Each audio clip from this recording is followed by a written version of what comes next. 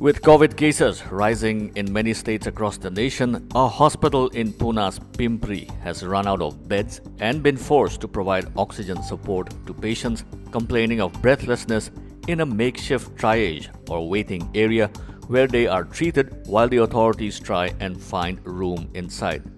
7 oxygen beds have been set up in that space.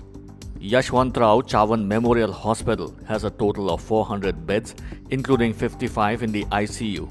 As of today, not a single bed is free.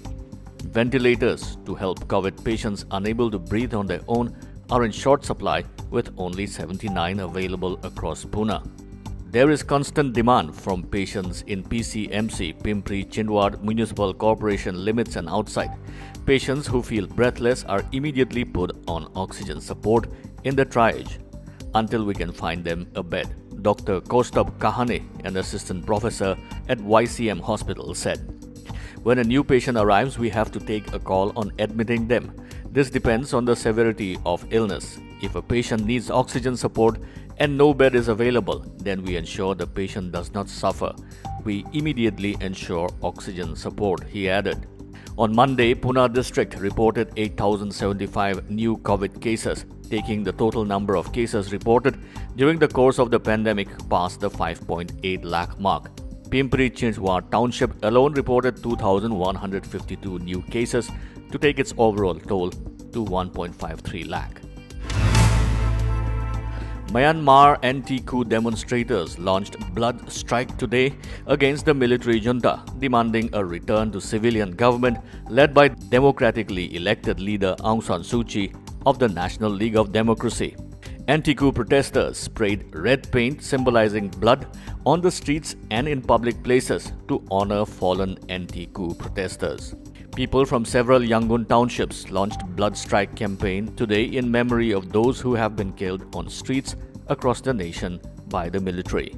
Despite brutal crackdown by the Myanmar military, people in large numbers continue to stage demonstrations across the country.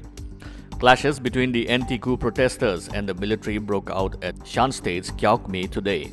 Police resorted to tear gas shelling to disperse the crowd of protesters. Meanwhile, hundreds of anti-coup protesters took to the streets in Yeu, Sagyang region today to protest against Myanmar military dictatorship. The third and final phase of Assam Assembly elections registered 79% voter turnout till 5 p.m. this evening. The third phase of the poll is being conducted in 40 assembly constituencies spread over 12 districts in Lower Assam. A total of 337 candidates, including 25 women, have contested in the final phase of Assam Assembly elections. As per reports, all COVID-19 protocols for the voters, including social distancing and thermal screening, were being maintained.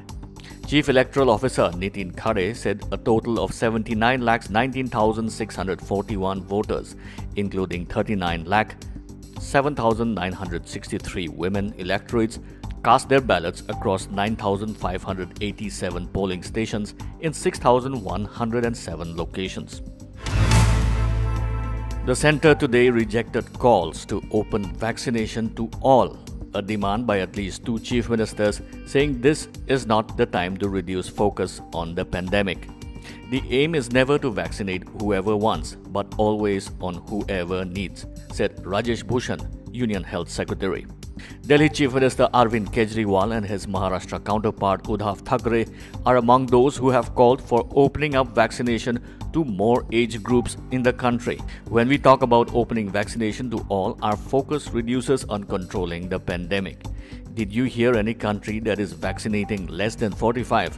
The senior health officer questioned. We have to focus on COVID-appropriate behavior and containment measures. When the time comes to open it for all, then we will. Union Health Secretary Rajesh Bhushan said.